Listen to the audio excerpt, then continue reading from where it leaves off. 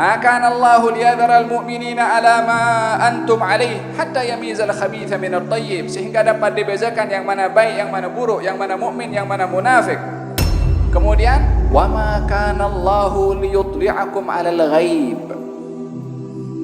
Allah pun tak mahu menunjukkan kepada engkau perkara yang gaib, yang disimpan oleh hati kaum munafikin kekufurannya, yang menzahirkan Islamnya. Kamu tidak diberitahu oleh Allah yang mana satu munafik, yang mana satu bukan. Kenapa Allah subhanahu wa ta'ala tidak menunjukkan? Ya supaya tidak mudah menghukum orang lain dengan isi hati orang. Tetapi Allah subhanahu wa ta'ala menzahirkan secara praktikal melalui perbuatan yang dinampakkan oleh mereka sendiri. Perbuatan orang yang tidak betul, pada akhirnya mereka itu akan terungkap ketidakbenarannya. Allah subhanahu wa ta'ala menunjukkan sifat munafik itu dan dikenali oleh kaum muslimin yang sebelumnya kaum muslimin masih tertanda tanya yang mana satu munafik, yang mana bukan, karena cukup ramai munafikin ketika itu juga. Dengan dinampakkan ketika dalam peperangan Uhud, baginda Rasulullah yang membawa tentera untuk berperang melawan kepada kaum musyrikin, dengan 1000 orang tentera, 300 daripada mereka patah balik. Khianatnya mereka dengan meninggalkan. Awalnya kaum mukminun hanya tahu individu berapa orang saja, Abdullah bin Ubay bin Salul. Yang kedua kepada kaum munafikin memang semua orang tahu, tapi ini dikejutkan dengan 300 orang daripada 1000 orang yang beriman keluar bersama dengan Rasulullah untuk berperang dalam peperangan Uhud. Perbuatan 300 orang itu sudah memberikan jawaban kepada orang yang beriman. Tengok munafikin. Perbuatan kufur mereka yang disimpan di dalam hati dizahirkan oleh Allah dengan sikap mereka sendiri.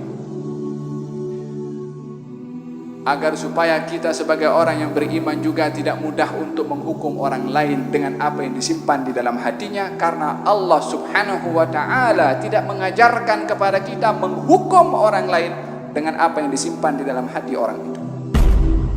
Allah sendiri tak tunjukkan, Allah sendiri tak zahirkan bagi tahu, ya mukminun itu fulan bin fulan munafik, itu fulan bin fulan munafik. Tak bagi tahu macam tu.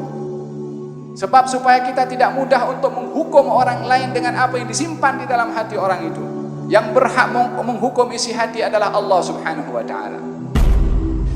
Kalau semua orang boleh tahu apa yang ada pada orang lain yang tersimpan, maka tak ada orang boleh hidup tenang. Sebab kalau kita tahu perkara yang disimpan oleh orang lain pun tahu apa yang disimpan oleh kita. Jangan kita mudah nak menghukum, tak mau dihukum.